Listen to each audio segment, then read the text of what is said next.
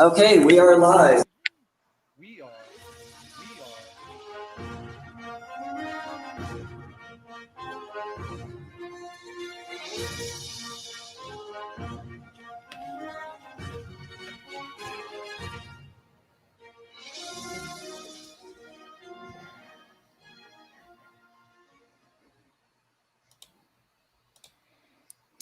And with that, we are the Mentionables, and we are live. Tonight on the show, we're going to be dealing with QAnon.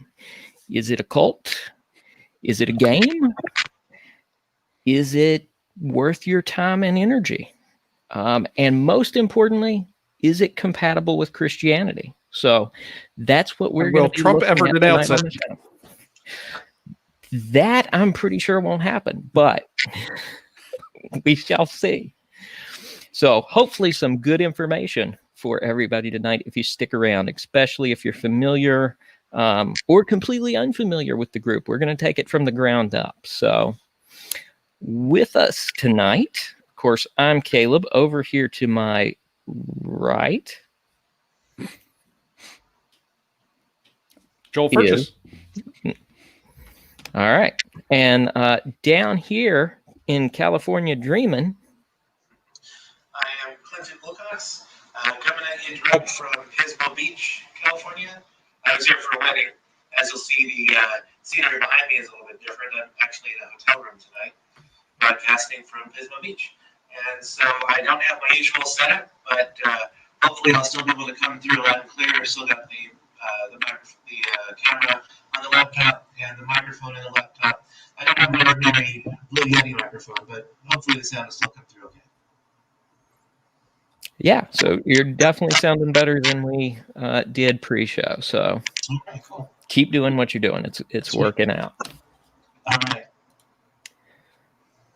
So before we dive into our main topic tonight, I've heard that there's something else we need to be doing before we do that. Is that accurate? Song worship.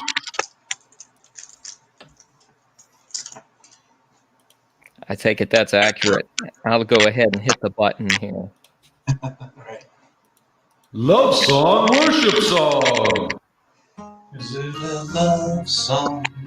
Is it a worship song?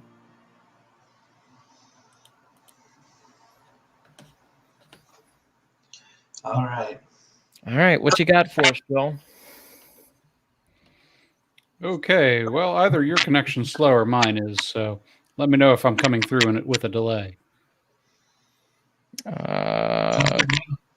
Don't know. You sound good on my end. Okay, if you sound good, I sound good. All right, so we're doing love song, worship song. First lyrics goes, "You're my bright blue sky. You're the sun in my eyes. You are my life. You're my reason why. We're on top of the world. We're on the top of the world, so don't let me go. 1, 2, 3, 4. And oh, we've got time. Yeah, we've got time. I'm sorry. Yeah, we've got love.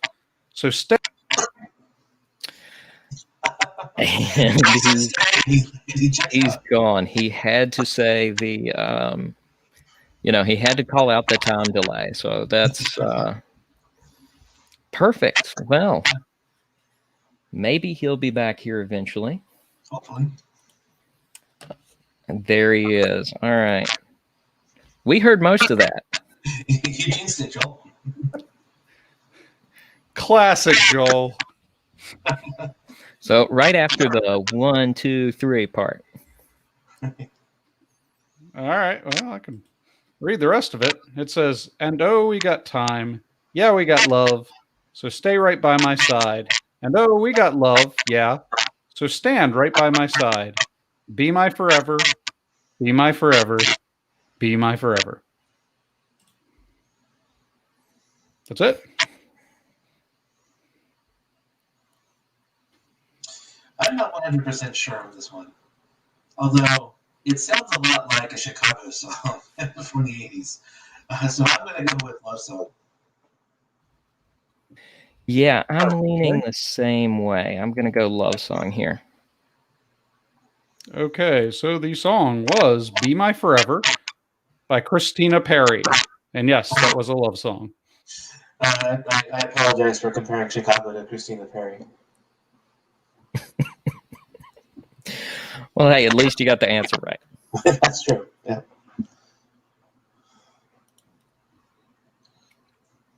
All right. Y'all ready for the next one? Yep. Okay. Here are the lyrics. My hands are searching for you. My arms are outstretched toward you. I feel you on my fingertips. My tongue dances behind my lips for you. This fire runs in through my being. Burning, I'm not used to seeing you. And that's it. Not sure about this one either. I'm going to go ahead and dive in and go worship song on this one. I'm leaning toward worship song also. Okay. This one's kind of a trick question. It came from a band called Flyleaf that released this as a secular album, but it was one of those things where they were secretly a Christian group, and so it was meant to sound like a love song, but secretly be a worship song. Yeah. I am definitely familiar with Flyleaf. Yep. So you were both right. Worship song. We got listeners getting that one right too. So, oh wow, nice job, Lou. Oh, I don't see any comments. All right. Glad we've actually got other people playing this game. That's like the dream right there. I know, right? Okay. So all right, our listeners, play along. Okay, well, I'm going to turn off the comments because I don't want anyone saying I'm cheating if I get one right. All right. So for those of you who just joined us, we're in the middle of love song, worship song. Before we dive into our main topic, Joel gives us a lyric. We try and figure out if it's a love song or a worship song. Play along at home. All right. So next lyrics. He's more than the laughter or the stars in the heaven, as close as a heartbeat or song on her lips. Someday she'll trust him and learn how to see him. Someday he'll call her, and she will come running. She'll fall in his arms, and tears will fall down. I know this one, so you better go first, Caleb. All right. Well, if Clinton knows it, I'm going to go ahead and take a stab and say that it's a worship song. But he's good at music all over, so I'm still kind of taking a 50-50 here. Worship song. Lou, you want to jump in before we figure this one out? Give him a second to respond. All right. Not sure if Lou's going to join us. So. No response yet. So. All right, California Dream, tell us what it is. Well, it's actually another trick question because the song is by Jars of Clay, and it's called Love Song for a Savior. So it's kind of part love song, part worship song. All right. So, yeah, it qualify as a worship song because it does contain lyrics about Jesus and God, and, so, yeah, it's a worship song. So it's not a romantic love song, but it is a love song to God. Yeah, fair enough. Hello, Tammy. Nice to see you. All right, so this is our last song. Okay, lyrics. And who I've been is with you on these beaches. Your strength, your diehard, your weakness. Maybe I should save you from your sins. So kiss the sky and whisper to Jesus, my, you found this. You need this. Take a deep breath and let me in. That's the first one we've had that has had a really specific reference in there. But I think it's a trick given how tonight's played out. So I'm going to go love song. Okay. I'm right there with Caleb. I think it's a trick. I'm not familiar with the song, but I'm going to go with love song. Okay. We've got two love song. Any the audience want to play along here? Jake threw out a love song earlier, so. Yeah, let's see if anybody's got a guess. We got about a 15-second delay, I think, so we're giving them time to get in their guesses. Sure. Actually, I have one that I want to do after this one, too, so you guys prepare yourselves. Oh. All right. I'm not seeing anything come in on this one. Okay. The answer to the question is Mariner's Apartment Complex by Lana Del Rey. And that was indeed a love song. Tammy got it in just at the wire. Tammy, good guess. Lana Del Rey, not a fan of their music. All right, and that was it. Okay, so I'll go ahead and do mine. You mean I'm going to have to play on one of these now? Yeah. See life from the other side. Okay, so here are the lyrics. Oh, sacred neck now wounded, pressed down by blows and knees, this son of God surrounded by silent enemies. Will no one stop and listen? Will no one rise and speak of violence and oppression which hanged you from that tree? I'll just go with the obvious worship song. I'm going to go worship song as well. This was another trick question, but in the opposite direction. I have no idea what to make of this song. It's by a group called the Porter's Gate, and unfortunately they got John Barra and Matt Miller in on it too. They took the hymn. You're all familiar with the hymn, "O Sacred Head Now Wounded." They took that hymn and they adapted it for I had his name a moment ago, for George Floyd. And then they adapted the words of that hymn for George Floyd, hence "O Sacred Neck Now Wounded." So I don't know what to make of that song. Oh, okay. I get it. Yeah, I recognize the whole "Oh Sacred Something Wounded," but I see what you're doing with that. Yeah. All right. Well, lots of trick questions tonight. That was certainly a interesting round of love song, worship song. With that, I think we'll go ahead and dive into this topic. It's a pretty big one. That's why we've kind of dedicated the whole show to it. And I think it's a pretty important one to discuss because not a lot of people in Christian circles are kind of talking about this. I have yet to see anybody really kind of put stuff out, aside from one or two people, in regards to this from a Christian perspective. So a lot of Christians were getting into this. Well, a lot are getting sucked into it, but it's not something you're seeing typical apologists kind of deal with yet. So, there have been a couple articles. The Gospel Coalition's put one out. I think Christianity Today put another one out.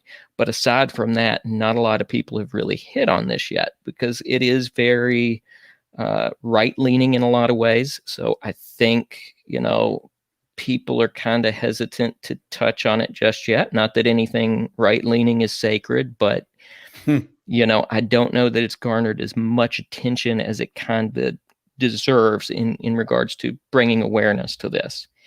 So before we kind of dive in, on a scale of 1 to 10, where do you guys kind of put your knowledge of what QAnon is? Roughly a 0.5-ish. I've read about one or two. I've heard about it.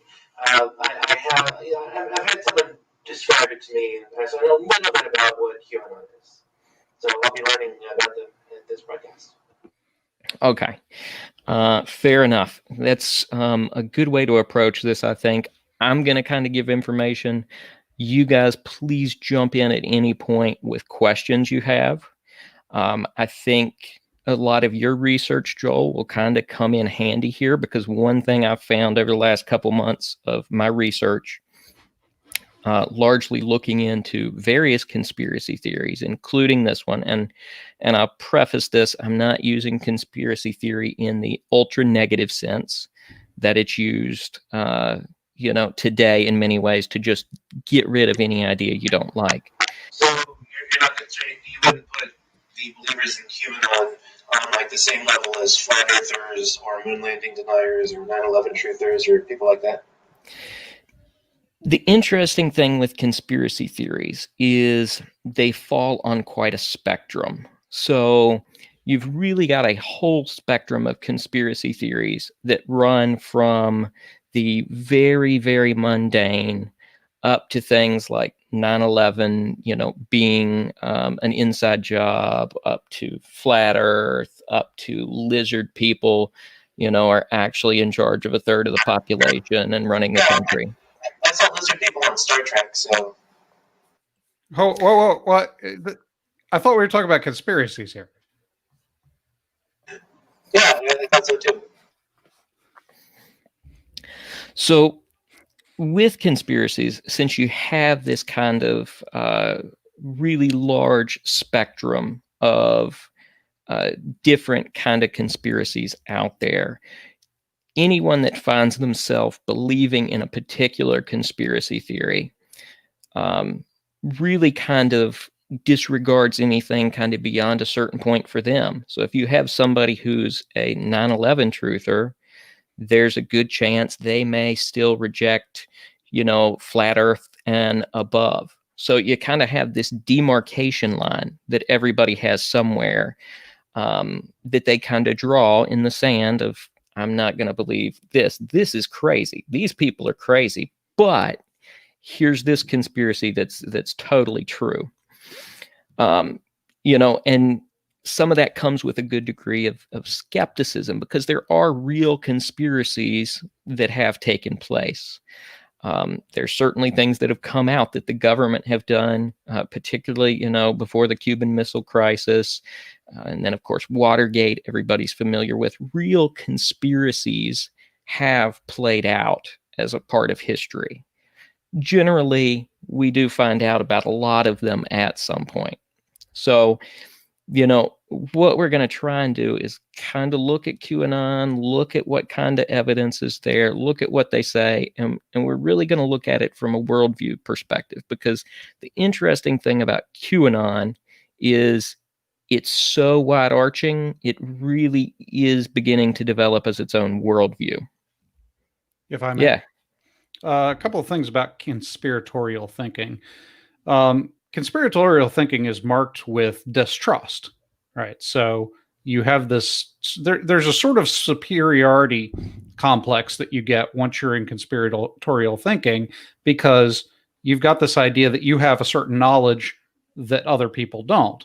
And so, you were talking about how you might, not believe in, the moon landing hoax, but do believe in 9/11 and so forth. And yeah, I mean, that comes with the territory. Conspiratorial thinking actually has a sort of closed off feeling to it, because there's this idea that only you know the truth, and therefore you reject other things. So yeah, just being a conspiratorial thinker doesn't make you necessarily credulous to all other conspiracy theories out there. It may make you more prone to them only insofar as you're distrustful of mainstream thinking, So you might be a little more liable to buy into the 9/11 hoax only because this, everybody believes 9/11 was what it was. And so, you're attracted to this idea that the population doesn't know everything. But again, there's sort of a distrust. So there's like a Gnosticism approach to conspiratorial thinking. There's this idea that you're an initiate, you have a secret knowledge that others don't, and therefore in some way you're superior to others. Only you have access to the real story, and you kind of look down on other people that don't, which is why conspiracy theorists have kind of an arrogance about them often. That they're in the initiate. So this is part of the way that thinking goes in general. How worldviews form is what I call belief mapping. And belief mapping, ironically, looks kind of like one of those conspiracy theory cork boards where you've got the strings pinned to the different photographs and pieces of paper all over the cork board. Like the guy in that meme image? Yeah, that guy. Exactly. Where it's like me trying to explain something. Yeah. So, and then what happens is that, there's a kind of a hub of knowledge that, holds up all of these other beliefs. So it's like the central photograph on that cork board. And if for some reason that comes into doubt in your mind, so take it to my area of research. Let's say the hub is the Bible, right? And all of your other beliefs kind of rotate around that hub. All the strings lead back to that hub. Then the Bible is placed into doubt for some reason. If that hub gets pulled away, all these pieces of string just kind of fall down, and you have to find something else to connect them to. And a lot of those beliefs separate from that. And so that's what belief mapping is like. There's some peripheral beliefs that aren't as crucial to your worldview. And if one of those falls off, you got one string disconnected. If you put something else up on that corkboard, some new piece of knowledge that you've just gained, then you have to start adjusting the strings to connect or disconnect to that new piece of knowledge. And if the new piece of knowledge doesn't fit into the web, into the belief map that you have, it might just get chucked in the trash because it's not consistent with the worldview that you've already formed. So that's just how people think. Joel, have you seen beliefmap.org, which was created by, and I'm probably going to get his last name wrong, Blake Giunta? Where he does I haven't. Okay, because he does a thing called belief mapping, where it's not about conspiracy theories, but it's actually about basically about the defense of Christianity, and kind of puts them in a certain order. And I was wondering if what you're describing is anything like that, but if you haven't seen it, then... I didn't pull that term from anybody. I came up with that term on my own. I'm sure there is a more... I'm sure there's a better psychology term for what I'm describing, but that's just how beliefs are formed, which, that somewhat ties into conspiracy thinking, because that sort of shakes up your beliefs, and suddenly all of your beliefs sort of start tying into this conspiracy. But again, as you know, conspiracy theories aren't one consistent monumental belief. They're a bunch of disconnected beliefs that you sort of artificially string together to form, an outlook. Yeah, and that really applies with QAnon, because when you look at the core of it, what QAnon is, for somebody completely unfamiliar, is there is someone who posted on an old website that's now shut down called 4chan. They posted on there under the... I didn't realize 4chan had been shut down. I didn't realize 4chan had been shut down. Maybe... Has it not? I thought 4chan's still alive and well. Okay. Well, yeah. My mistake. It started on 4chan, and then it moved to 8chan, which was shut down. That must have been where I took a misstep. So, and then now it's largely through Twitter. But there was somebody who named themselves Q, and this person said this stood for Q Clearance Patriot. So a Q clearance is a clearance within the Department of Energy that's a very high-level security clearance. Yeah, okay, so I'm looking at the comments. Tammy Teague says that I'm sounding crackled and she can't understand me. Am I coming through okay? Right now you were perfect. Okay, so all right, so maybe I just need to speak up. If I speak too low, I might come through cackled. So Tammy, if I continue to sound crackled, just let me know in the comments and I'll try to fix it. Yeah, Caleb and I just weren't saying anything. We were being polite. All right, thanks. Okay, so this person who started these initial posts called themselves Q, and that's where the whole title comes from. The Anon part is for the followers. They call themselves Anons or Anonymous. So QAnon is Q plus Anon, so Q Anonymous. They're Anons, they're not randos, huh? Right, exactly. So what this started as is this person claimed to be putting out crumbs of information. So they would put these little tidbits of information out in a very kind of jumbled way. So it were sentences that didn't make a ton of sense. Some would get more specific in references, but essentially they would leave it for people to interpret as they kind of will. It almost looked like something that was trolling to see some of these very early Q pieces. But people would take these, they called them crumbs, like a breadcrumb trail, and they would take this and try and follow where it leads to figure out what they were really saying, because there were people that caught on and actually believed that this is a high level official somewhere within the government. The theories as to who it is are vast and range from everywhere from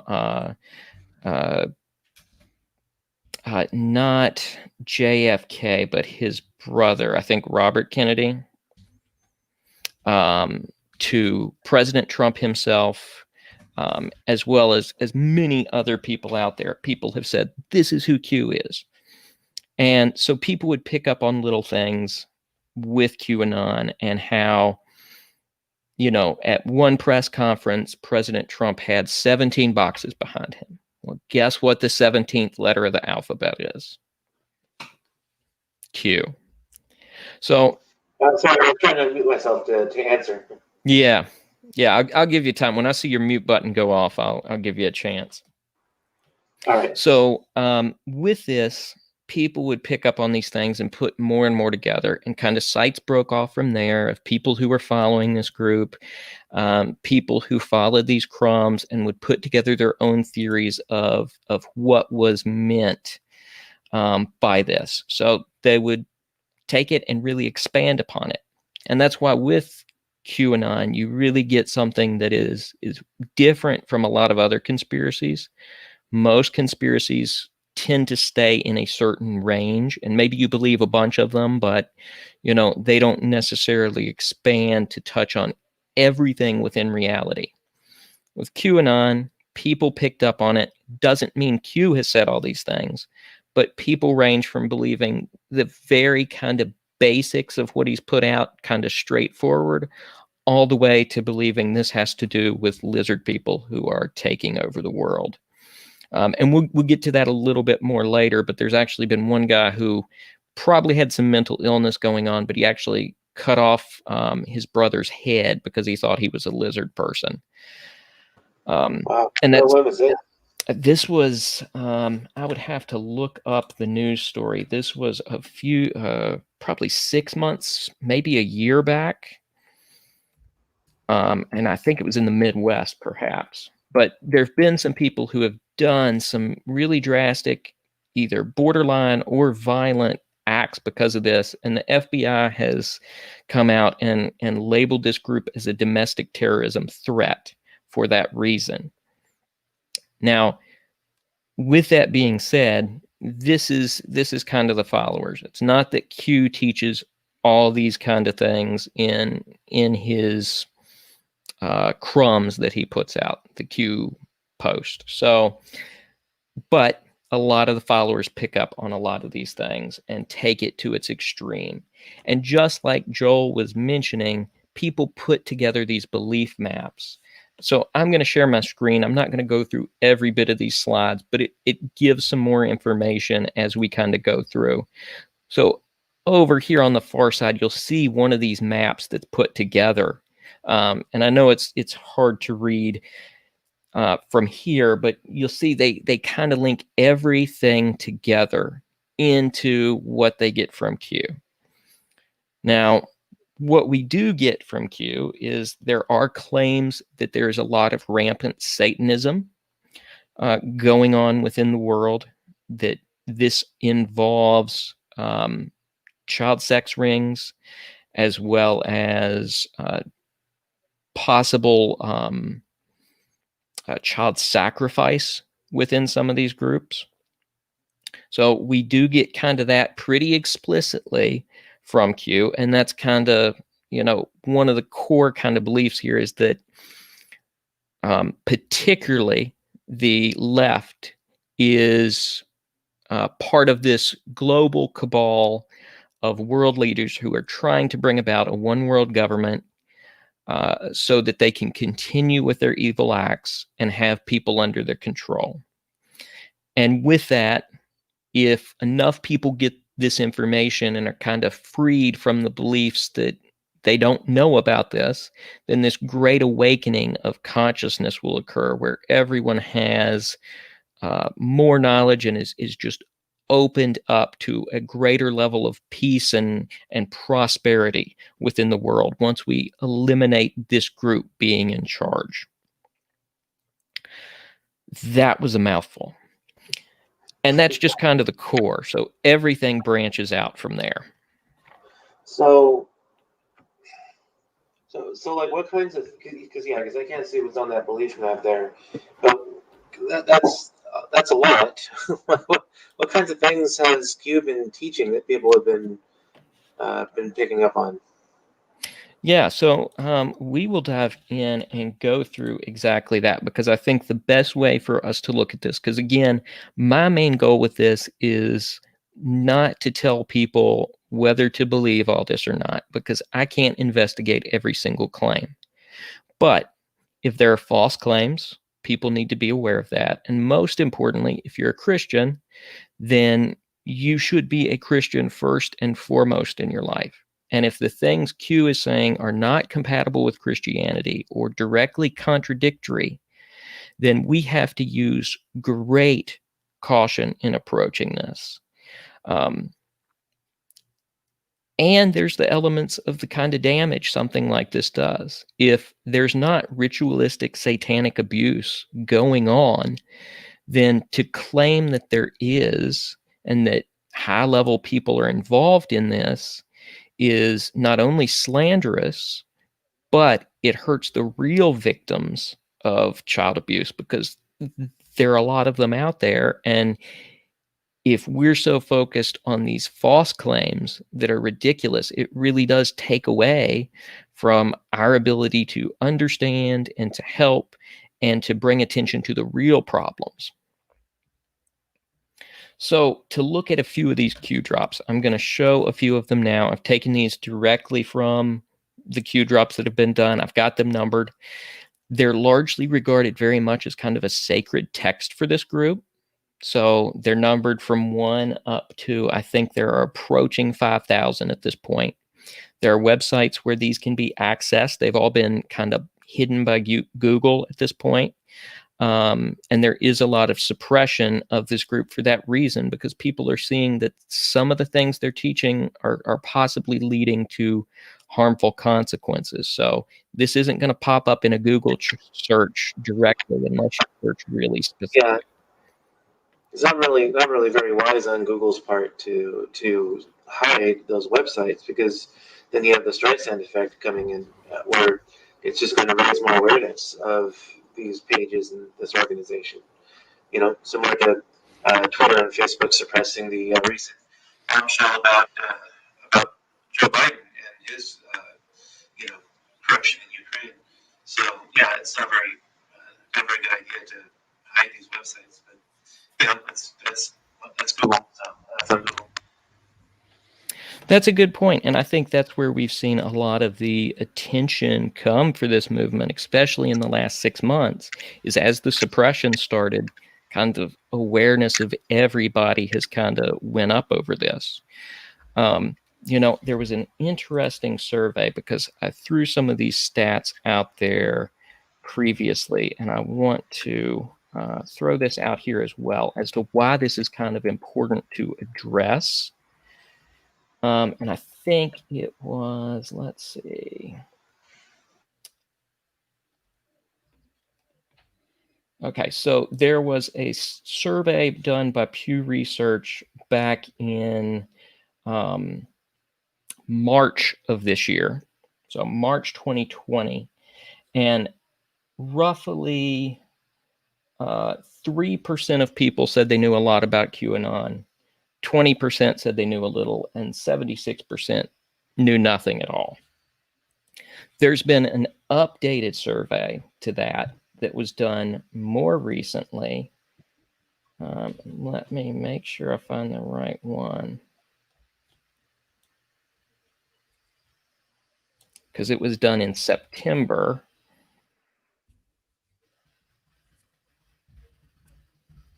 And we see that it's drastically changed. So from March to September, in looking at this new study, roughly 9% of people said they knew a lot about QAnon, and 38% said they knew a little. So we saw a pretty big uptick, especially in the amount of people who know a lot about this organization. May I jump in here? Yeah, dive in. Are either of you guys familiar with the idea of ARGs? Sounds familiar, but I can't put my finger on what that is right now. So ARG stands for Augmented Reality Game, and it's this. It's, originally that term was something on your phone where you would turn your phone camera on and look around the room, and it would superimpose things over top of your phone, to give this kind of. But ARG is now kind of been absconded with online with people who do this thing where they create this elaborate fiction that overlaps with reality, and they try to make it as real as possible with the intention of getting people to believe it. But at the same time, there's this web of nerds out there that love hunting down these ARGs and like doing the nerd thing, looking for secret codes that have been dropped by the person who's creating these ARGs, and like finding the secret behind the secret that he intentionally builds into his ARG. And, it's, if you're in on the secret, if you're one of these these nerds that like hunting these down, there's plenty of nerds sitting in their mom's basement developing these ARGs, and they'll create YouTube videos and they'll put realistic things into the video or they'll like create Twitter feeds where they're like posting videos or updates on the Twitter feed, all of which seem legit. But, if you're on, in on the joke, you'll see behind them and they'll drop little clues.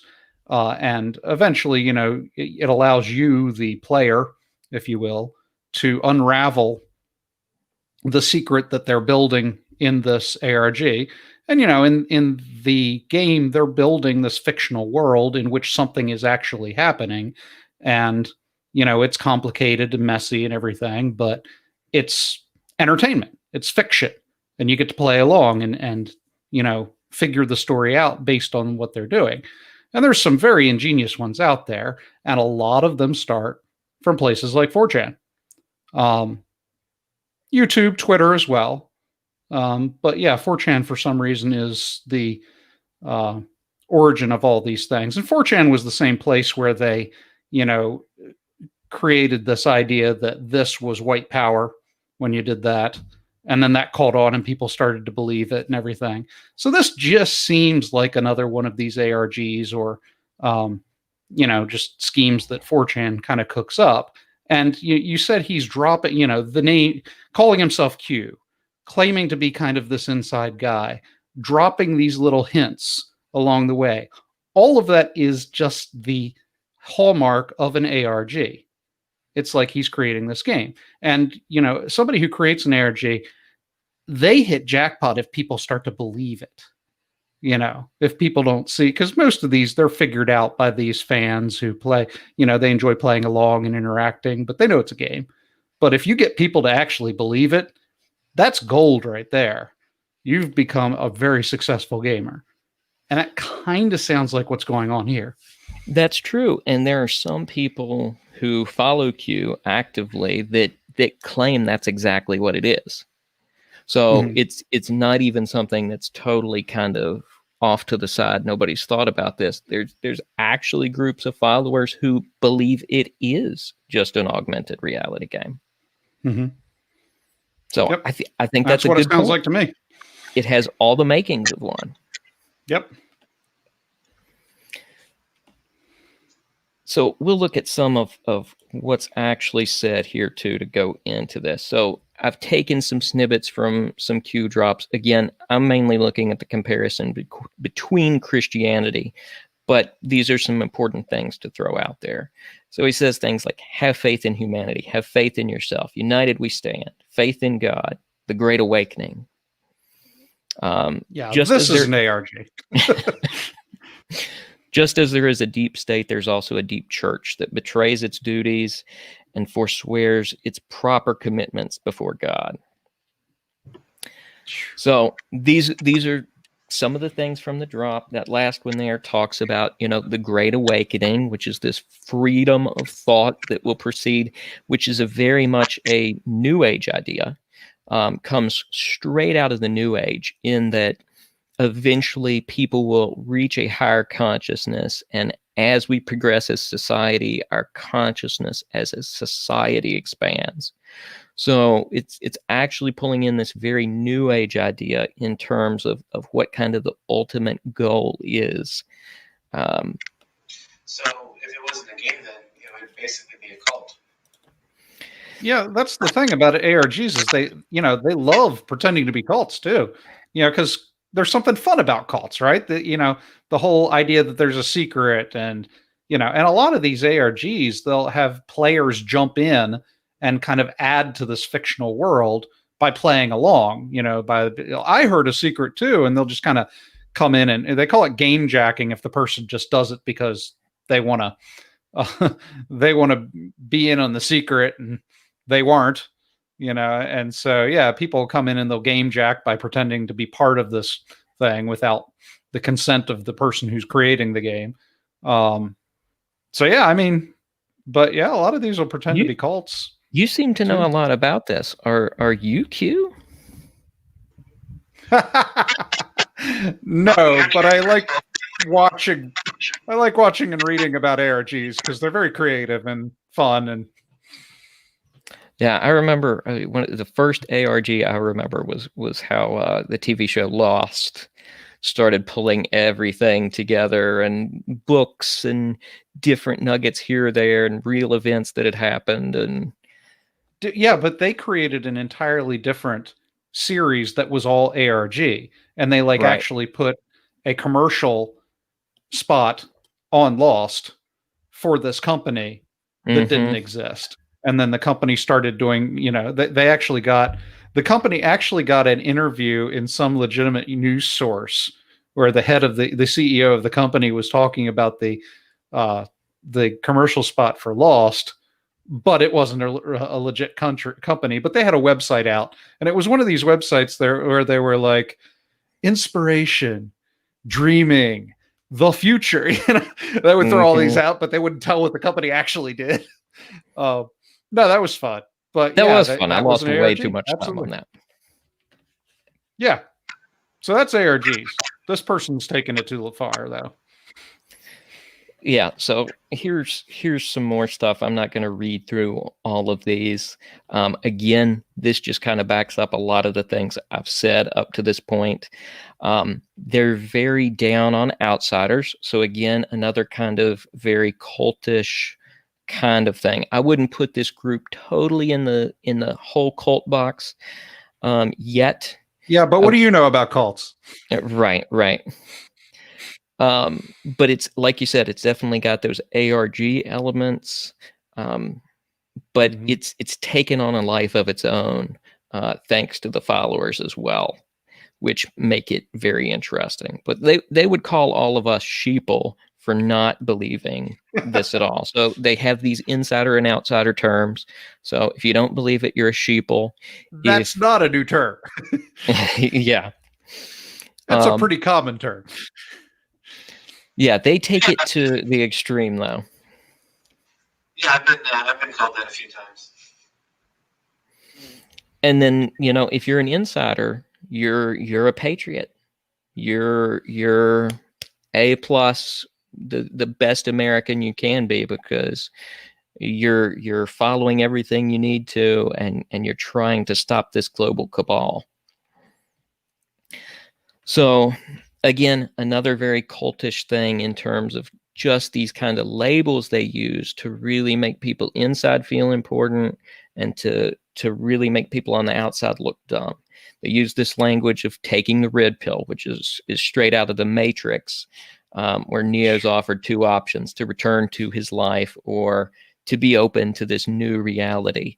And they see that they consider it, they've all taken the red pill. So this is another piece of language they use here a lot.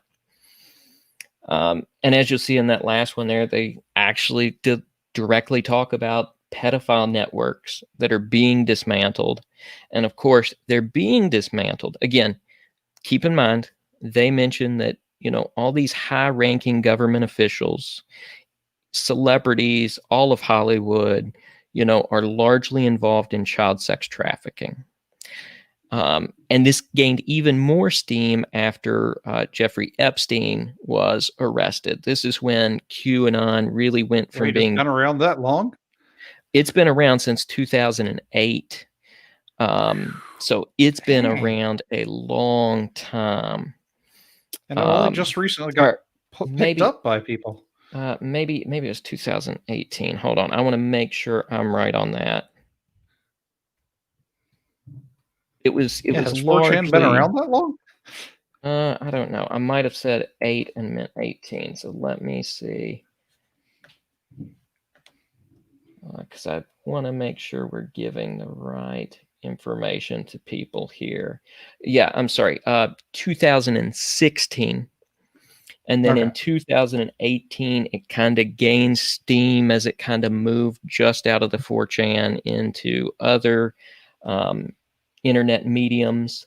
And then, of course, with the arrest of Jeffrey Epstein, they saw this as backing up a lot of the things that they had said, because here's somebody who's involved with a lot of high-level people, who's been arrested for child sex trafficking. Like, the timing of this for happening, they saw as an absolute confirmation of everything that Q had been saying. So that's when you really see this thing go full speed ahead, is after his arrest, because they thought it was backing up everything they were saying.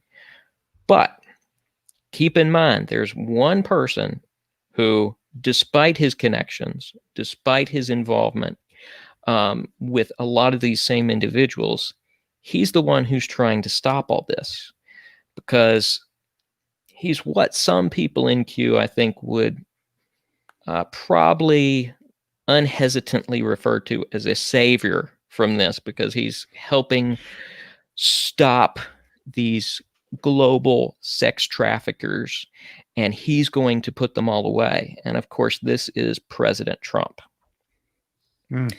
So within a lot of the QAnon beliefs, or a lot of the followers, there is this almost messianic regarding of Trump, because they see that he's the one who's not in on all this, and he's going to stop it. He's there to take these people down who've been in charge for so long. So this all got started around the time he got elected. Yeah. So it was tied, I think, one of the reasons a lot of Christians have kind of been sucked into this is you've got groups. There was a book written by somebody, I think it was actually out of Lynchburg, and had some connections to Liberty University, but who wrote a book, The Trump Prophecies, about how he'd had all these visions of Trump being elected. And so between this and I think a lot of the far hyper-nationalism we've seen within certain Christian circles, I think those two things have made a really bad recipe. And the third element of that is the lack of, actual biblical literacy among a lot of Christians. I think those three things have made a really volatile cocktail that people have drunk with this, and it's made a lot of people fall in under this, unaware of what all is being said and exactly kind of what pills they're swallowing. So again, those are some more Q drops. I'm not going to go through all of them, but this covers a little bit of what I'm talking about here. Why does this appeal to Christians? think there's a lot of reasons it was just built up to a really, really bad timing in how all this has played out, because having this radical polarization in the country between right and left, and the radical Christian nationalism that's seems to have grown over the past few years, all these things have really kind of played right into this. And QAnon does say a lot of things that line up with popular Christian eschatology.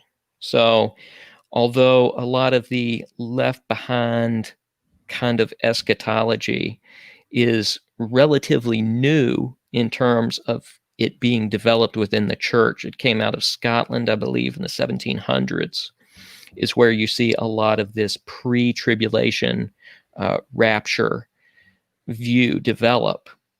But essentially, a lot of the things Q says, for someone who hasn't explored much beyond kind of the Left Behind series versus actually reading the Bible and exploring other views of eschatology, this kind of has an appeal to them. Talks about a one world government, one world currency, all these kind of things trying to be enacted. And then Q makes a lot of references that include God in some way. God bless, God wins, these things that kind of appeal to Christians in the way that they make it seem like Q and the movement as a whole is Christian in some way.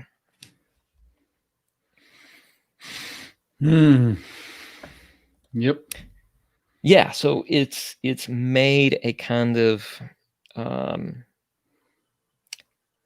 very easy rabbit hole for a lot of Christians to fall into. So before moving on, I want to say that, you know, in talking about this group, I absolutely don't want to deny the fact that, you know, a lot of the people who are following this have real concerns about child abuse. It's a horrible thing. It's a problem. And we should absolutely be against it and try and stop it every way we can. That's a noble motive. And it's something I know all of us would absolutely 100% agree is evil and should be stopped. You know, I don't believe anybody's falling into QAnon. How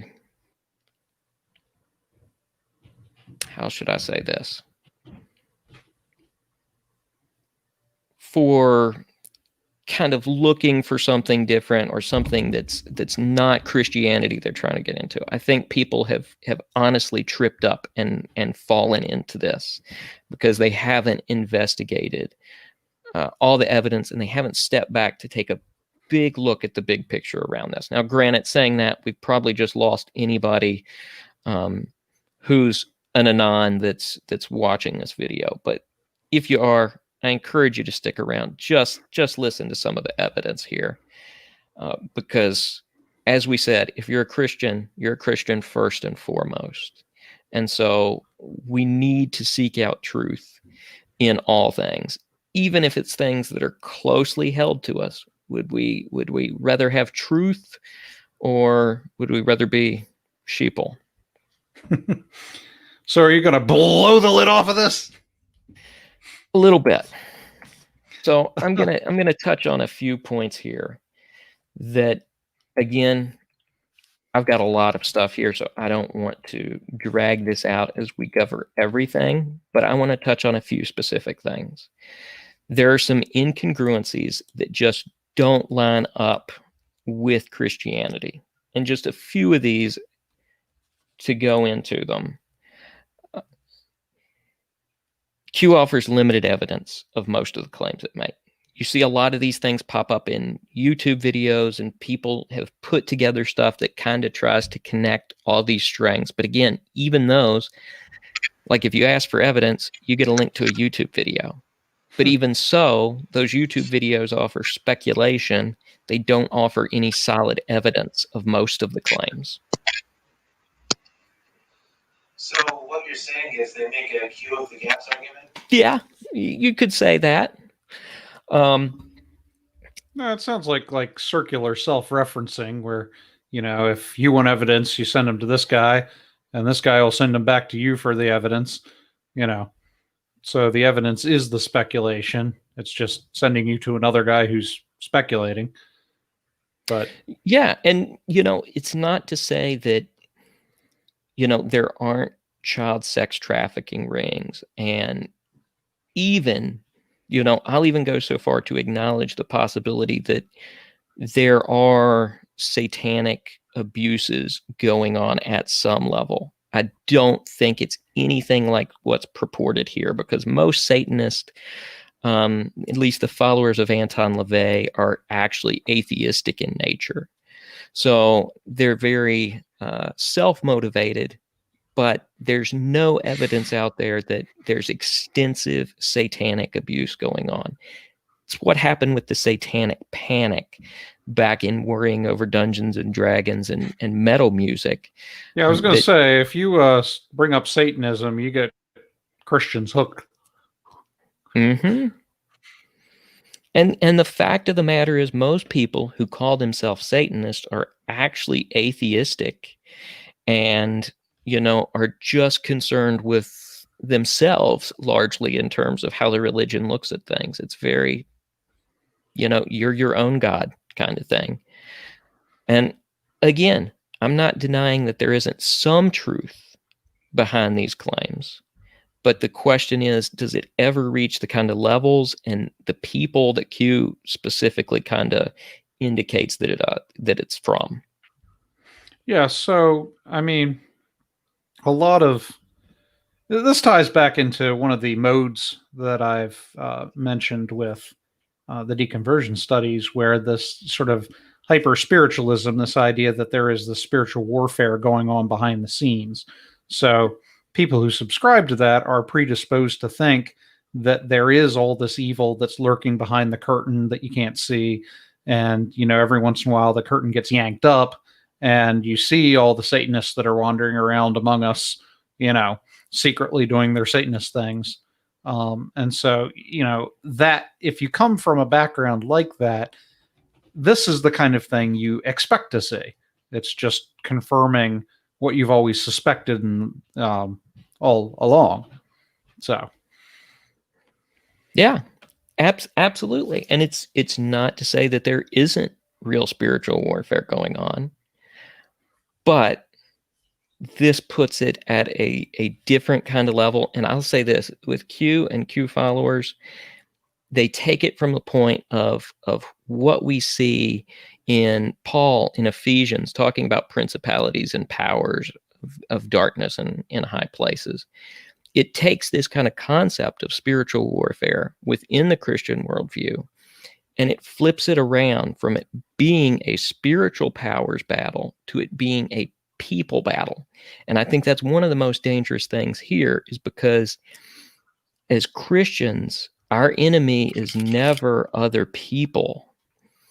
It's against these forces of darkness that Paul mentions. They have influence over people, but we're not out to get other people and to end them and to shut them down. We're there to spread the gospel to them. So Q takes it to the point that it makes people the enemy. So it completely takes that idea of spiritual warfare, it amps it up, but it very much turns it into these people are directly satanic. So they use current events to their advantage, play off people's fears. Like I mentioned, when Epstein case came out, that was when this blew up. It villainizes a lot of people. We've already talked about that. Again, no evidence for some of these satanic claims. Rips Bible verses out of context, something that should be a little disturbing to Christians. Yeah, we see that fairly often. Yeah. Views Trump as a messianic figure. No mention of the gospel whatsoever. It's never come up. Q's retweeted things that, use Jesus' name in vain. But there's been no mention of the gospel in any capacity. So that should certainly be concerning as well. And then that's what I just mentioned, multiple retweets of these things that Christians would you generally find very offensive. So those are some of the problems I think we see within Q that Christians should immediately make them have their guard up in regards to this whole movement. And of course, the fact that there's this new age idea of this self-awakening, this consciousness elevation. And, Q even says multiple times, save yourself. You're the one who's going to save you, these sort of things. So it's very much a salvific kind of idea behind all this as well. So again, these things go largely against Christian beliefs. Let's look specifically at the Bible, though. So, Q versus the Bible. So, Q drop 1797, sheep no more. So, I think, again, we've talked about the whole sheeple thing, but in Christianity, we have a comparison that the Lord is our shepherd from the 23rd Psalm. We are thought of as sheep in many ways. So, it's not a purely negative connotation. The idea of Jesus as our shepherd is a beautiful thing because we are lower beings. We're never going to be gods. So there's this beauty with the sheep metaphor in Christianity. While with Q, it's always looked on as a negative thing to be considered a sheep in any capacity. In drop 3843, trust and believe in yourselves. We see this as a direct contradiction to multiple places in Scripture, but Proverbs 3:5, trust in the Lord with all your heart. Do not lean on your own understanding. From drop 2442, you are the saviors of mankind. We see this contradicted in Isaiah. I am the Lord, and besides me there is no Savior. Q drop 4249 have, let's see, I left some of that one off. I didn't complete that slide. Okay. And then the other thing is that Q frequently slanders people without evidence. So this is another big problem. They're direct, slanderous remarks towards people that if people thought it was true, it would destroy their reputation. They're claiming people are pedophiles. Tom Hanks has been one of these who's been under massive accusations from kind of Q and Q followers because he's seen as this big Hollywood elite. He recently moved to Greece, I believe it was, where some of the laws had also recently changed in a way that could be interpreted more child predator friendly because of just the language that they've changed. I don't think there was anything about the law that actually changed that these people would be convicted, but the way they changed the language, it certainly made it more apt for somebody to grab onto. Yeah, I heard that claim about Tom Hanks. Of course, someone like Tom Hanks, you don't want to believe whatever being involved in something like that. But we also have to make sure to separate, like you were talking about earlier, separate legitimate claims of child sexual exploitation and illegitimate ones, because this whole thing with Epstein and his private island, and it turns out, for example, Bill Clinton had spent time on Epstein's plane, which kind of cast doubt on him being above board, that he may have engaged in some of this too. And from what I've heard, there have been other Hollywood actors who have been seen going to Epstein's island or flying on his plane, things like that. So, so each of these claims, of course, should be vetted to ensure that, it's not coming from QAnon, but is actually coming from a legitimate organization like the FBI or something like that. Right. And, with that, one thing that also concerns me about this whole movement is the fact that Epstein also had a lot of ties to Trump and the Trump family. He had multiple Trump family members' names in his address book. So the question is, if that's the case, why not question this about President Trump as well? If you're going to take this seriously and question this kind of involvement, do so skeptically, give people the benefit of the doubt until there is evidence to show otherwise. But do so in a way that applies this to everybody in question and not just narrowed down to the people that you think it should be about. Yeah, and now, I'm not necessarily a Trump supporter, although I have been, happy with some of the things he's done as president. He's been a lot better than I ever expected that he would be. But I had a very low bar of expectation for him. So I just preface what I'm going to say by saying that, because just having Trump and his family in his pocketbooks doesn't necessarily mean there's anything, fishy like that going on with them, because obviously, every pedophile who's ever been arrested has people in his address book that he knows. So we can't just necessarily assume that Trump and his family were engaging in any of that behavior. We know Bill Clinton was actually on Epstein's plane, unless there's evidence that Trump and his family have been, going to the island or have actually been seen in ways in which they could plausibly have had knowledge about what Epstein was doing. We shouldn't just jump to those conclusions necessarily. Right. Absolutely. I 100% agree.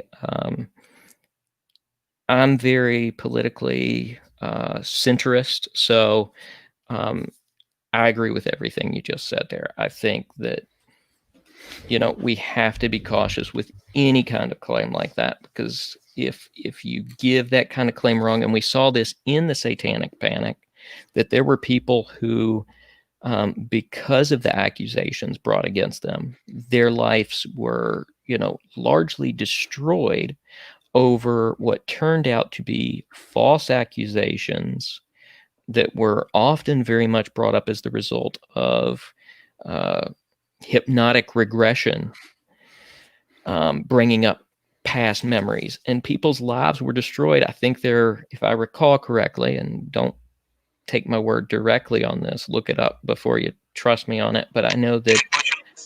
What was that? I said, can I quote you on this? Yeah, go ahead. I believe there were multiple suicides during the Satanic Panic as well, of at least one father I remember that had been accused of sexual abuse of his daughter years down the road because of this hypnotic regression. And I believe he actually committed suicide over it when it was, completely unjustified accusation. There was no evidence to support that this ever happened. I want to come back on the sheep thing that you were talking about earlier. It's interesting to me because this idea of, calling a person a sheep if they are a follower, that actually comes from biblical surroundings. Because if you think about it, in pop culture, sheep are just kind of, sheep shepherds. That's not a thing that people talk about. That comes from sort of a Judeo-Christian background. That's the only reason that we think about sheep or shepherds in modern culture, is because of, and so this idea of, calling people who follow blindly sheep is because that's a thing that has been used in Christian circles. Sorry, that's my phone. I have a Halloween theme going on my phone right now. I was like, oh my gosh, we have been infiltrated. That was absolutely the perfect thing to pop up on this episode. Yeah, let me turn that down. I've got this unfortunate habit of theming my phone for the occasion. And since it's sort of a Halloween-y season, I put sort of a horror theme on it. I was like, oh my gosh, I have to destroy my hard drive. I got to get it done. Right. I was going to say something, but I just totally forgot because thought was being watched. If anything we ever do goes viral, it's going to be that moment. Right. So yeah, as far as the pedophile thing goes, I mean, you can't say that there are not pedophiles among us, and you can't say that there aren't child trafficking rings because we've uncovered some of them. And so, I mean, to an extent, this is the perfect, demon for everybody to unite behind because we know it's something that actually happens. I'm less convinced that there's child sacrifice going on actively in the US, but it's a short leap in your mind from the one to the other.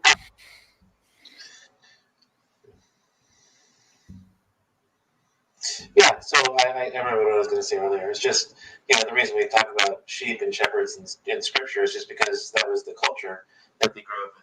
If Jesus had come down to 20th century America, he'd probably use the analogy of zombies or something. Good point. Yeah, the only exception would be Aesop's Fables, which is where we get the, wolf in sheep's clothing story. Yeah, so with this, we've touched on areas of concern, things that are problematic. We've touched on areas of disagreement with the Bible. Before we kind of move to wrapping this up, I want to touch on two more things that I think are really important. The next one we're going to look at is failed prophecy. So we've actually got a couple things that we can actually pinpoint where Q has made prophecies that are very clear from how they were presented, and we can actually look at these and test them against reality. So this was from Q Drop 34 in November 2017. Okay, so this was the first major prophecy that Q made. And it goes into the various fail-safes they've initiated, and they indicated that there were 25,000 supposed indictments that were going to be made against people. These were sealed indictments, they claimed, that were going to be opened and were going to result in a massive number of arrests of child sex traffickers. So, how do we know that these are prophecies and not simply just predictions? The claim that was made with this, and I should have included that here, is that it was made in November 2017. The indication was that this was going to happen before the end of the month. That this was going to be the early Christmas present, in that all these people are going to be arrested as these indictments are opened. So it was supposed to happen within the first days of November. It was kind of pushed back. Well, it's coming really soon. And of course, it never happened. They also claimed that martial law would have to be enacted within the U.S. because people would be so shocked by this that the government would just have to roll in and control everything for a little while. They were a few years too early for that. Yeah, exactly. So, but this was claimed, and it was brought up by Q filers. Everybody following and kind of pushing this thing forward at the time really thought this was going to happen within a few days after this post. We haven't seen it yet. So, of course, I believe it was 6-8 months later, maybe, that Epstein was arrested. And of course, they believe that was the beginning of all this. But let's look at another. So this guy is claiming to be, part of the state, kind of an inside guy in the government. Okay. Which is why he's just, making these things like, we've just done this. We will do this kind of thing. We being him and his cabal within the government. Mm-hmm. And that's why a lot of people have linked him with Trump. So let me correct that statement I just made. So Epstein was not actually arrested until July of 2019 is when he was arrested. So we're looking at almost a full 2 years later. We see one arrest, not 25,000. Mm-hmm. And when did Epstein kill himself?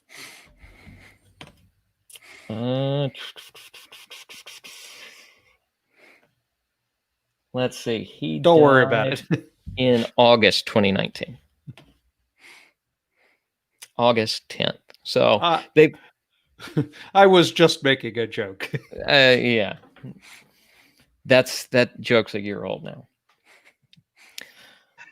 That joke died on arrival. Did the joke kill itself? Actually, it kind of did when you think about it. True.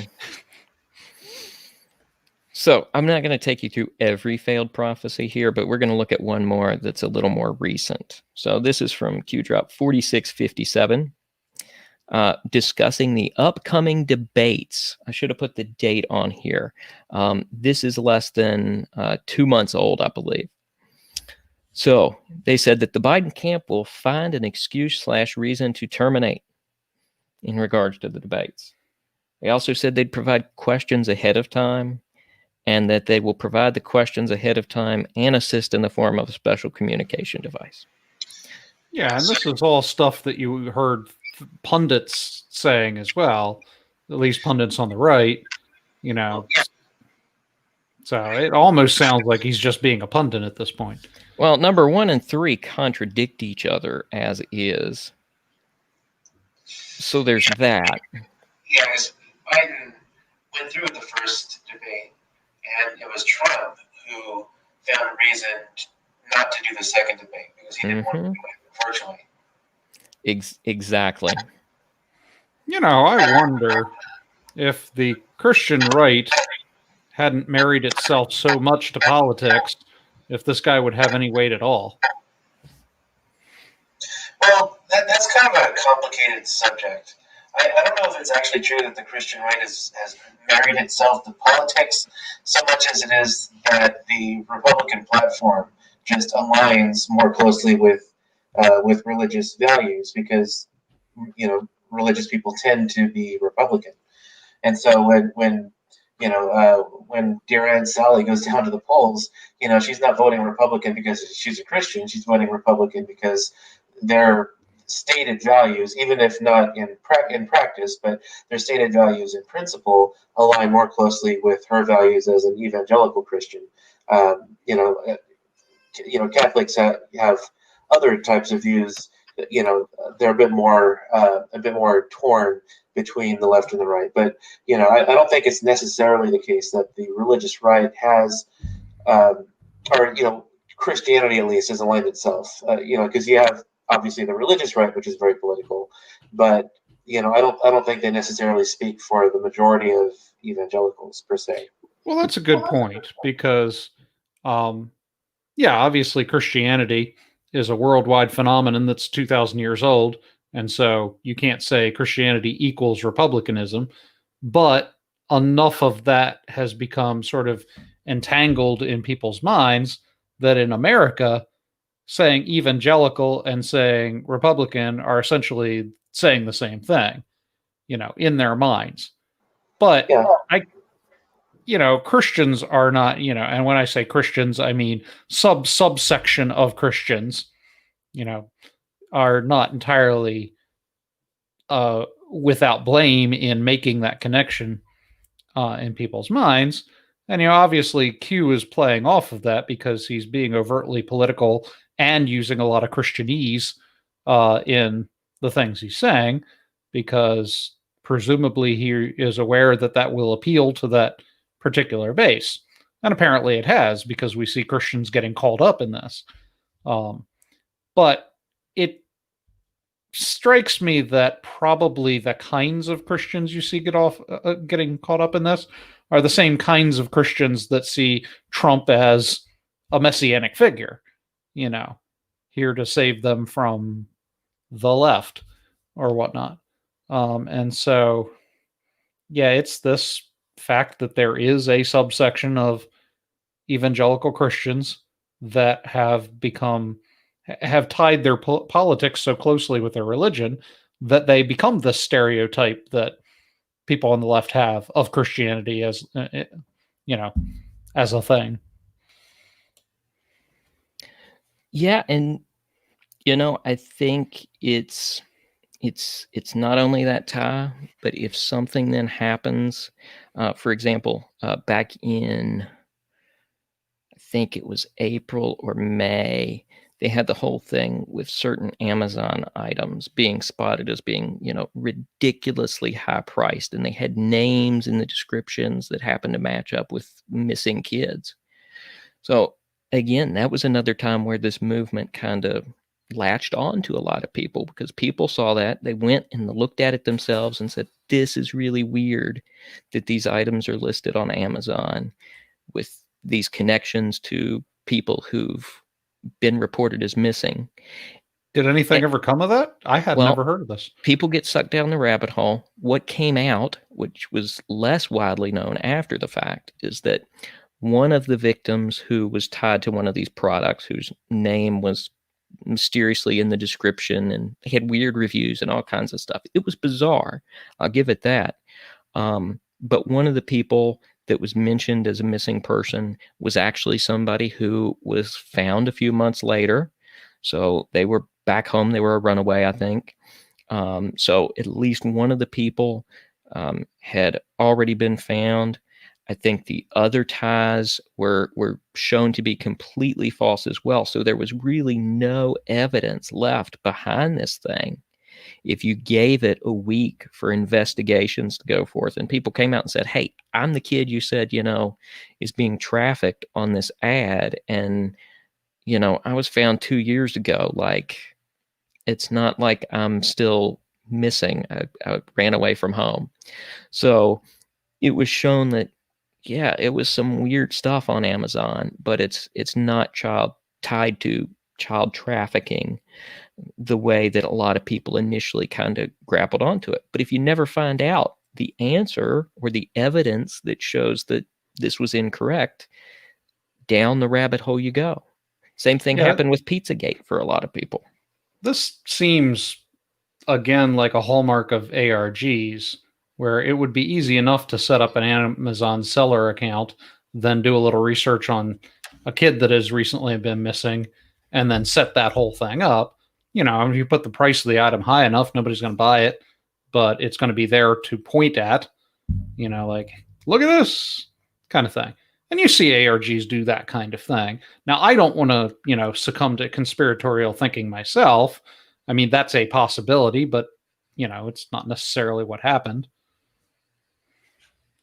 Yeah, and the thing that got this from everybody is it was from like big sellers like Wayfair and Walmart, and I think, I don't know, there was one other big organization that these things were from. It turns out it was just some kind of fluke in their pricing, where things got jacked up on a certain product, and it really didn't have these drastic connections people thought it did.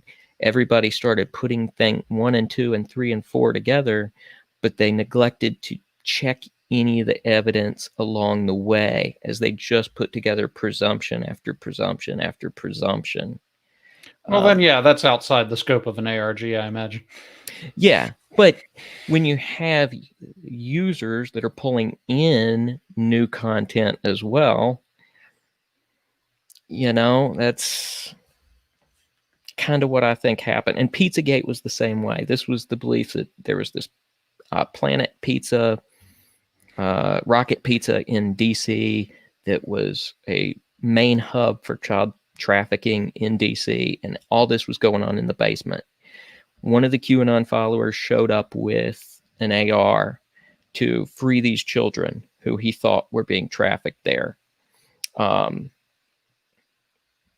he fact checked beforehand, he would have found out that this pizza place didn't even have a basement in it.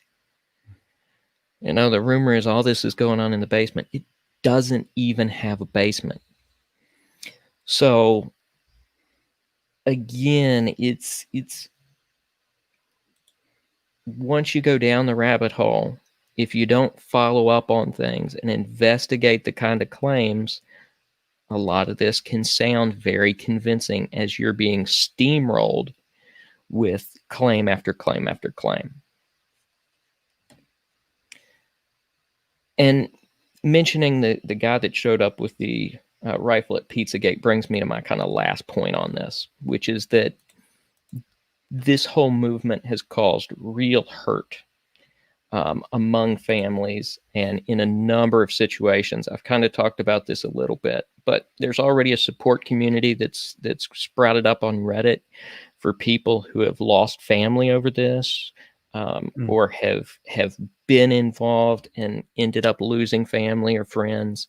So, you can go there and check it out and just read some of the stories. This has caused real hurt in families, and it's tore some families apart just because there are certain people who believe this with such fervor that they're willing to lose family in favor of continuing down this rabbit hole. And this kind of thing with any kind of conspiracy or an ARG like this, the thing about ARGs, and it ties directly into this, is each new piece of information you get where you feel you're getting information over somebody else or the first one to find something out, it's a dopamine hit. So you get dopamine hit after dopamine hit after dopamine hit. One video leads to 2 videos, leads to 15 videos as you get hit after hit of dopamine. And it becomes very much like the same kind of reaction you would have from a lot of drugs, because you're getting that dopamine hit from diving deeper down this hole.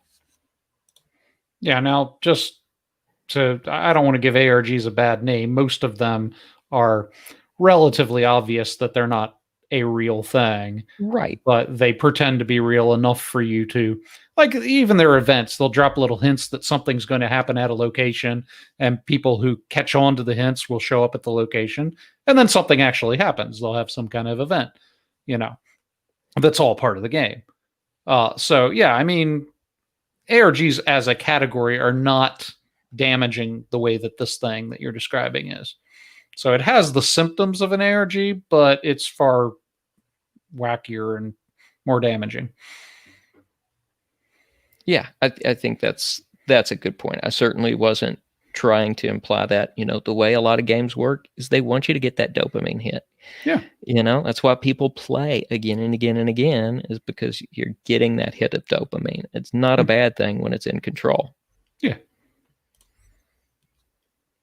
So I've also mentioned, I mentioned that about people who've lost families, and then there've been more things that have occurred. So there was a mother who had lost custody of her kid who, on a visitation, kidnapped them because they were sure they were going to get trafficked if she didn't rescue them back. So there have been kidnapping, attempted murders, and then, of course, the murder I mentioned as well as the brother who thought his brother was a lizard person.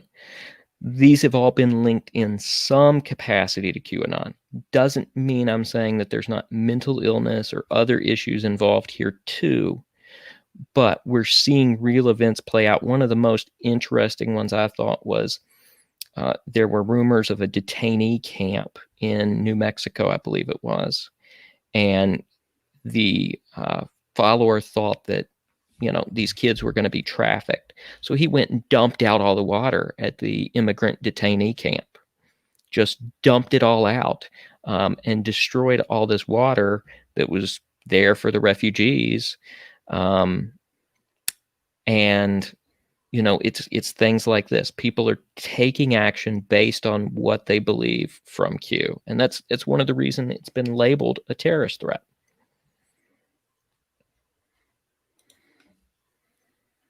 And then, of course, one of the things I mentioned at the beginning of the show is falsified claims do significant damage to real victims of child abuse.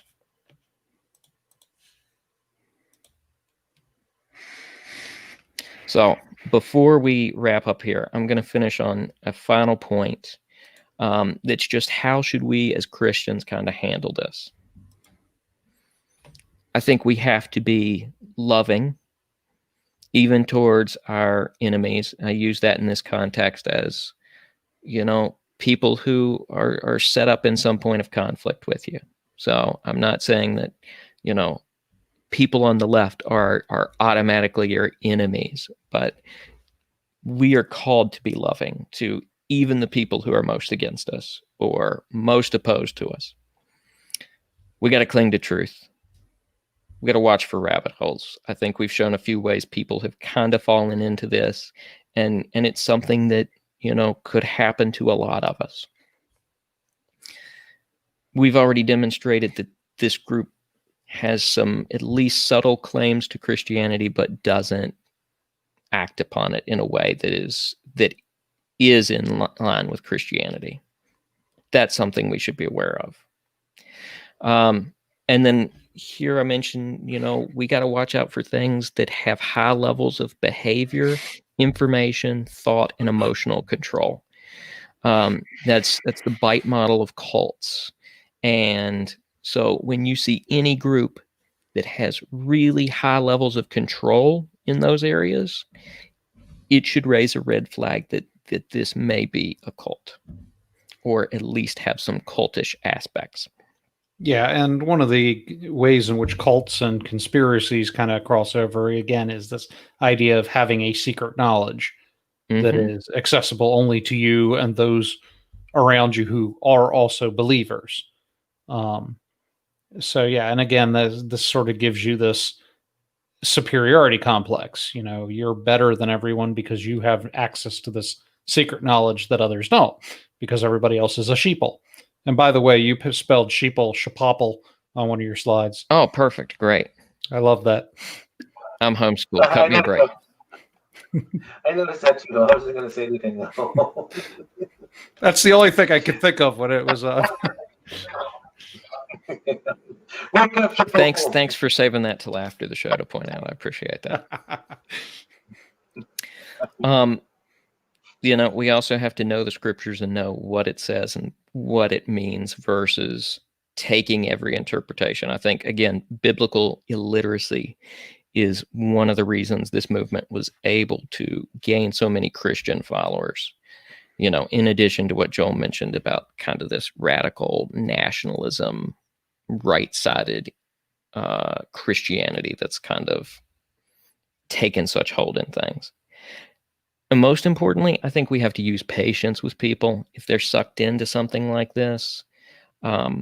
We really have to be patient and try and help them see the evidence that shows that a lot of these things are not true.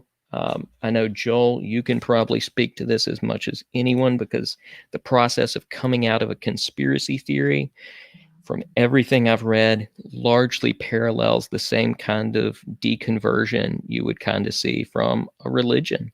And so I think we have to be gentle and caring in terms of how we deal with people who have fallen into these things. And I've certainly tried to be that way tonight in addressing these claims.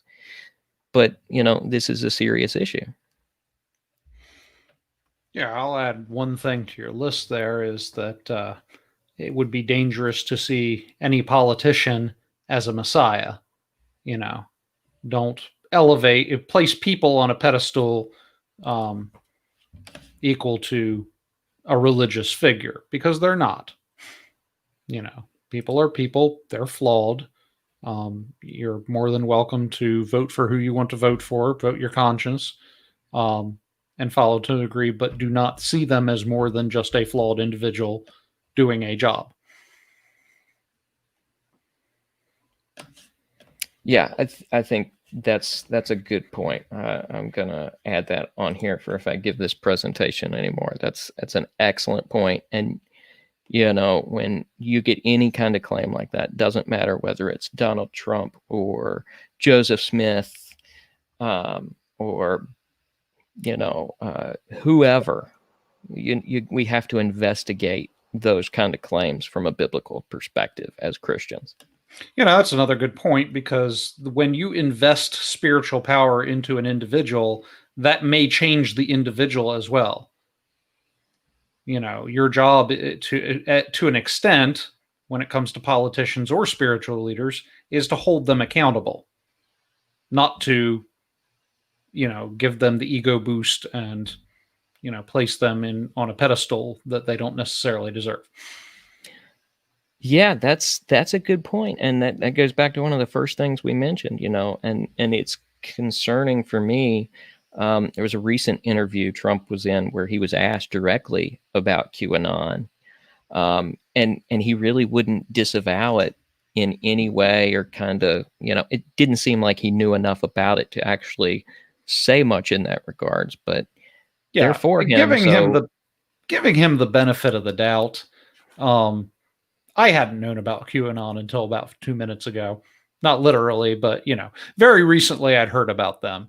There's a fairly good chance he didn't know what they were talking about. And in that interview particularly, in most interviews recently with him, he's kind of being ambushed with a lot of these questions. And as an individual, he doesn't tend to trust the person ambushing him. And so, when she asked him to disavow them, and he didn't know what she was talking about, just the person that he is, he's generally unlikely to do what the person's telling him to do. In this case, disavow a group he'd never heard of. Right. And there's no doubt that out of all the things about him, ego is one of those things I don't think anybody would disagree with. He's got a good bit of ego. And so to have a group that thinks of him as a messianic figure, those things don't go well together. Nope. I would fully expect him to retweet anything that they put out just because he sees it, and that's what Trump does. He retweets things, even inadvisable things. Yeah. Brings up a whole nother subject of whether we should allow presidents on social media and all that good stuff. Let's not get into politics, please. Fair enough. This here's my safe haven from politics. Let's keep it that way. I agree. I try and stay out of it as much as possible. Of course, QAnon veered into it a little bit. Because veered into it. We had to, but they pulled the steering wheel off. So, any final thoughts you guys have before we wrap up? I know I took up most of the talking this go round, but anything else you want to add before we wrap this up? No, I think I was interested to hear about it. I knew the name. I knew about this much about him. It's now that you've given this presentation, I'm more informed, and I appreciate that. Yeah, basically same with me. I didn't know very much about him going in, so I was just kind of sitting back and learning about them from you. So. Good deal. Well, that's all I intended to do with this, is hopefully inform people a little bit more, particularly Christians, that are either aware or just diving into this. Just want people to be informed and know kind of what all the baggage that comes with certain things is. And Q certainly has a lot of baggage that veers it pretty far away from Christianity in a lot of different ways. Yeah, and when a group like this is making such serious accusations against actual people in the real world, do what what the justice system does. Give the people it's accusing a fair hearing, innocent until proven guilty. And I would say QAnon should be guilty until proven innocent. Do not approach it as if everything they're saying is gospel without checking it out first. Right. Especially when you have evidence that shows there's problems here. Which you have given, and I appreciate that. All right. Well, I think that's a good note to end on. I will let everybody kind of give their spiels as to where to find more content. I've borrowed some of this presentation for what I've done for Question Christianity, which is my other channel I work with. So check out Question Christianity on YouTube or Facebook. Clinton? Yeah, well, you can find me on Facebook. You can just search out my name. You can find me on Twitter, Clinton_Wilcox. You can find me on certain blogs like the Life Training Institute blog at prolifetraining.com. and the Secular Pro-Life blog, blog.secularprolife.org. And I also have a podcast separate to this called Pro-Life Thinking, which you can find on iTunes. And we also started up a YouTube channel. So if you go to my YouTube channel, Pro-Life Thinking, you can subscribe there, hit the notification bell, and see whenever we go live. We started doing a live stream, sort of like what we're doing here with Mentionables, which I then extract the audio from and then put it up on, do post-production on it, then put it up on iTunes as an audio-only podcast. So if you go and see our live podcast, which you'll be able to, see when we're going live, when we have it set up, you can set reminders or whatever.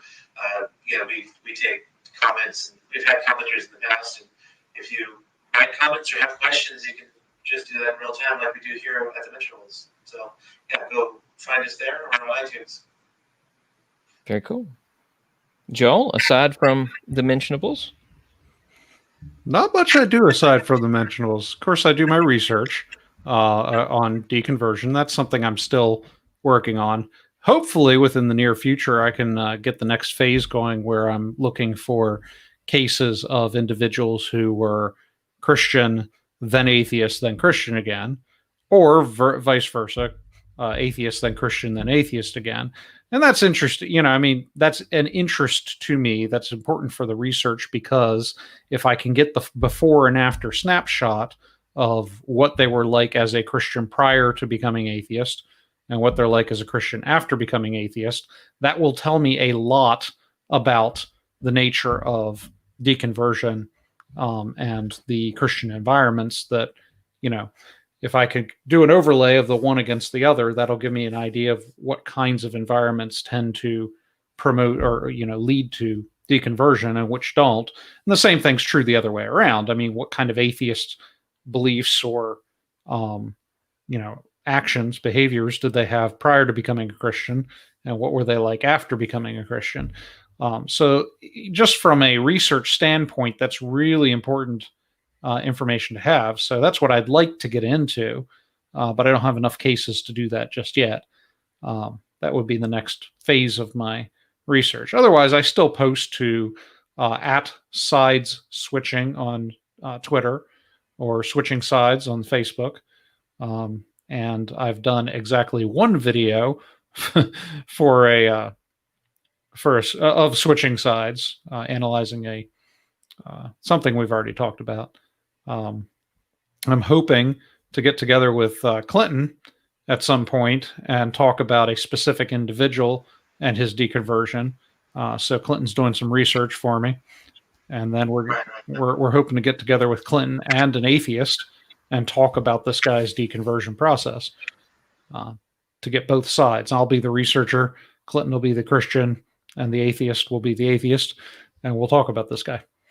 So that'll be exciting if it ever gets done. I don't know if we're going to put it on the Mentionables or if I'm going to do a separate kind of setup and broadcast for my deconversion research. But I don't know. Nobody knows what the future holds, right? Except for Q. Q might be able to tell us. Right. So, and of course, if you're watching this, you're already on our YouTube channel. So if you haven't subscribed, please do that. Hit the like button, hit the notification bell. If you enjoyed this kind of content, we try and put something out weekly as much as possible. So if you like this kind of stuff, subscribe, go like our page on Facebook. Hope you enjoyed it. Hope you got something good out of it, and good night.